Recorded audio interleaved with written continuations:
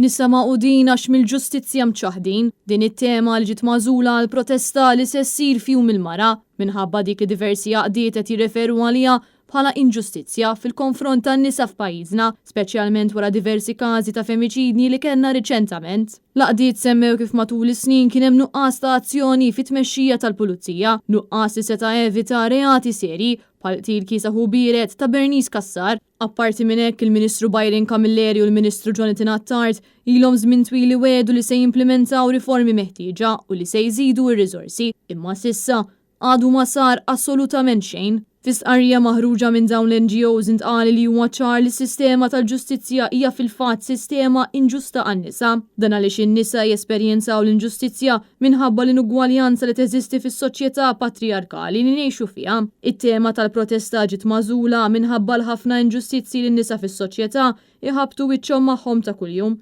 speċjalment meta jfittxu l-ġustizzja fl-istituzzjonijiet ta' pajjiżna.